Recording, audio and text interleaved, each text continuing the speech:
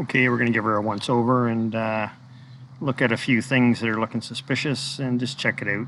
You know, mainly get to look at the electrical bits and pieces that are hanging off it. That's my main concern right now. Okay, so we got a dead battery here. Fits, which is nice. Maybe it's a little a sink for the booster box that I got, the little portable. Who knows? Still missing my major piece here. I notice the solenoid, or actually it's a relay. And there's the classic I've been reading about, the 3 wires coming off the alternator and the gooey mess they're in. So that'll get fixed up later, because that's no good. That's no good for nothing. So what I'm doing is just going through and getting rid of all these accessory power lines that just go somewhere. There's one hanging off there, the positive hanging off the fuse box, just going nowhere, ready to short out. So that was no good. So before I even think of starting, get rid of all these extra accessories that who knows who put on and where they go. Just disconnect them.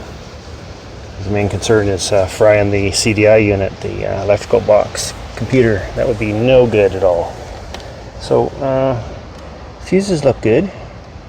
They haven't been out in 10 years, or judging by how hard they are to get out. I'm getting rid of this goofy thing. And that was the bugger just hanging there with a fuse hanging out of it, which is really dumb. I don't know where all this stuff goes, but it's coming out. Put her back to stock before I even think of putting power to it. I'm kind of curious to see what kind of handiwork's under this wrap. Electrical tape.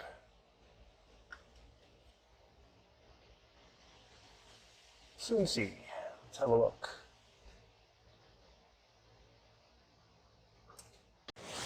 So this is what I see. It just fell apart when I took the tape off. 2 pieces just wire just looped together and taped up. Recipe for electric gremlins coming down the road. Anyway, when I do this piece, I'll do it the right way. Solder, heat shrink tubing. We have permanent connection through there from the alternator. That's a fix up. He's coming. All this other crap still got to come out of here. No idea what all this. There's probably a little LED headlights on the front. That's what that goes to. Maybe. This is the cell phone thing. Anyway, junk coming off. Then we got two switches for something. I don't know. One's a probably the LED lights under the fender there, but I don't know what the other one would be for.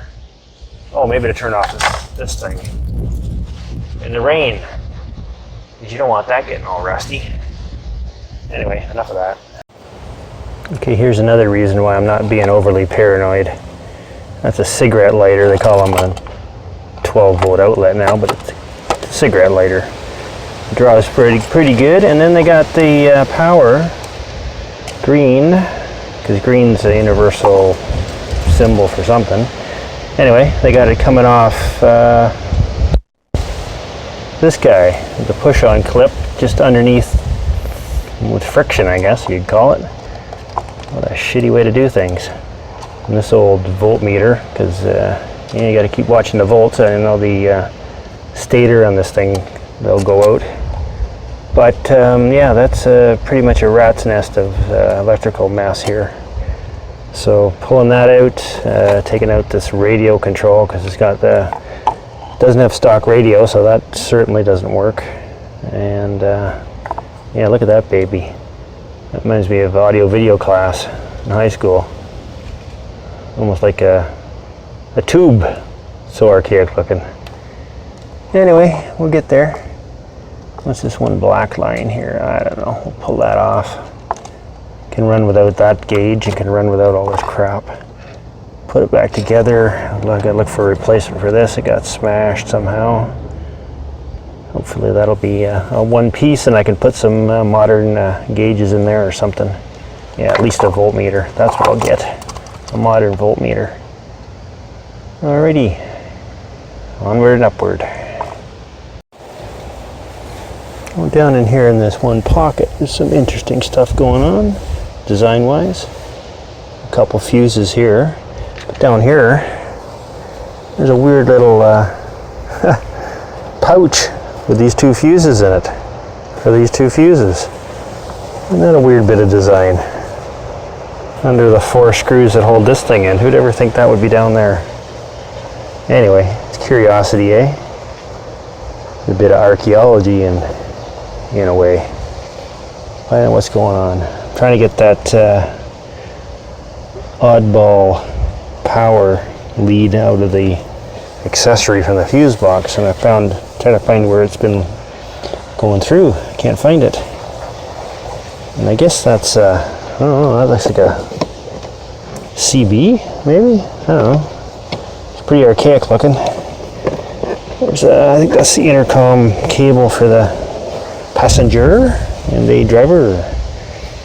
But that's obsolete too, since you can just communicate through your cell phone, Bluetooth, a lot easier. Anywho, as we move along, try to get all these extra wires out of this thing, put it back together. One step at a time before we put the power to it.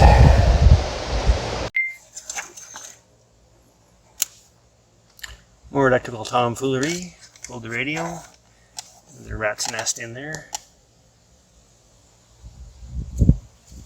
Get some electrical tape and just tape that up for now. What a interesting job. Anyhow, should be the last of the extra electrical modifications that were done. Okay, here's a bunch of junk that came off the machine. There's a radio that may or may not work, doesn't matter. 1972 voltmeter, looks like it should be in a cabinet, not on a motorcycle. Bunch of loose wires, a non-waterproof switch, a semi-waterproof switch that's all bent to hell.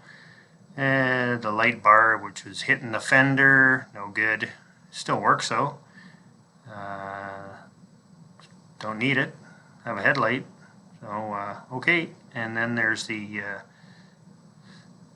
12 volt thing. It's all rusted. And then there's the cell phone gadget there that's a piece of junk too. And a bunch of miscellaneous wires. Better have them off. Probably about 5-10 pounds worth of junk.